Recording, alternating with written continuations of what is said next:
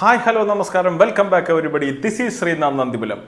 നടികർ ടോവിനോ തോമസിനെ നായകനാക്കിയിട്ട് gene Paul Lal സംവിധാനം ചെയ്ത സിനിമയാണ്. ഈ സിനിമയെ പറ്റി പറഞ്ഞാൽ ഇതൊരു പകുതി ശരിയായ സിനിമയാണെന്ന് എനിക്ക് തോന്നിയിട്ടുള്ളൂ.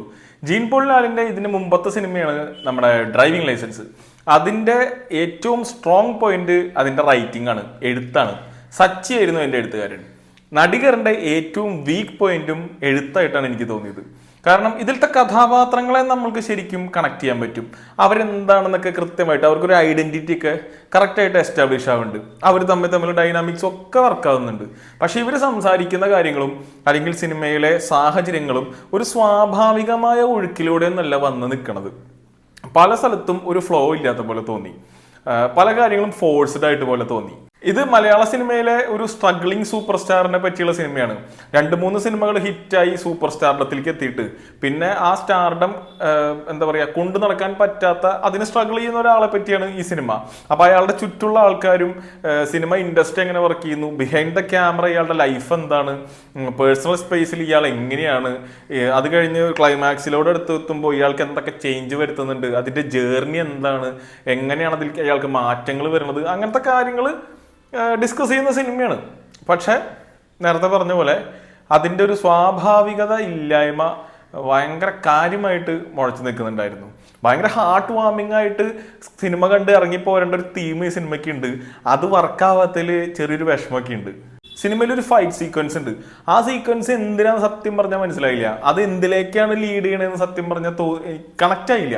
മേക്കേഴ്സിന് ചിലപ്പോൾ കൃത്യമായിട്ടൊരു ഉത്തരം ഉണ്ടാവും, പക്ഷെ നമ്മൾക്കത് ഫീൽ ആയിട്ടില്ല.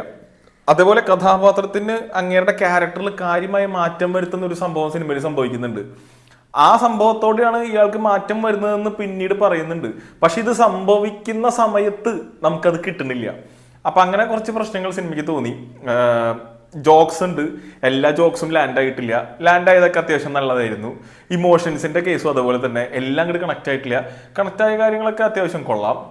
പെർഫോമൻസിലേക്ക് എടുത്താൽ നമ്മുടെ ടോവിനോയെ ആക്ച്വലി ഞാൻ സമ്മതിക്കും. കാരണം മൂപ്പര് ആവർത്തന വിരസത ഇല്ലാതെ സിനിമകൾ ചെയ്യാൻ നോക്കുന്നുണ്ട് അങ്ങേരുടെ റോളുകളിൽ. ഇപ്പൊ ഇതിന് തൊട്ടുമുമ്പത്തെ റോള് അന്വേഷിപ്പിൻ കണ്ടക്ട് വരുന്നു. അതിനു മുമ്പ് ഇപ്പൊ തല്ലുമാല, അങ്ങനെ പല പടങ്ങളും ഉണ്ട്. എല്ലായിടത്തും നോക്കിയാലും ഒന്നും റിപ്പീറ്റഡ് അല്ല. അത് ഞാൻ മൂപ്പരെ അപ്രിഷ്യേറ്റ് ചെയ്യണു. പക്ഷെ അങ്ങേർക്കൊരു ബോക്സ് ഓഫീസ് സക്സസ് അധികം ഈ പറഞ്ഞ അങ്ങേരുടെ ആ ഒരു ഓഫ് ദ ട്രാക്ക് ക്യാരക്ടേഴ്സ് പിടിച്ച് പോണതിൽ കിട്ടിയിട്ടില്ല. തല്ലുമാലയും 2018 ഒഴികെ. അപ്പോൾ ഈ പടം സക്സസ് ആവുകയാണെങ്കിൽ അത്രയും സന്തോഷം. അല്ലെങ്കിൽ ഉടനെ തന്നെ മൂപ്പർക്ക് അത് കിട്ടട്ടെ. പിന്നെ ബാലു വർഗീസിന്റെ ക്യാരക്ടർ മൂപ്പരത് ചെയ്തിരിക്കുന്നത് എനിക്ക് നന്നായിട്ട് ഇഷ്ടപ്പെട്ടു. സുരേഷ് കൃഷ്ണന്റെ ക്യാരക്ടർ കൊള്ളായിരുന്നു. സൗബിന്റെ ക്യാരക്ടർ കൊള്ളായിരുന്നു. നടി ഭാവനയ്ക്ക് ഇതിൽ അധികം റോളില്ല മീൻസ് സ്ക്രീൻ ടൈം ഇല്ല, റോളുണ്ട്.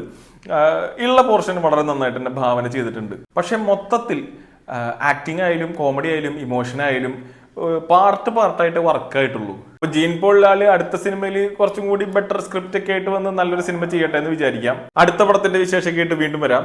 കാണാം.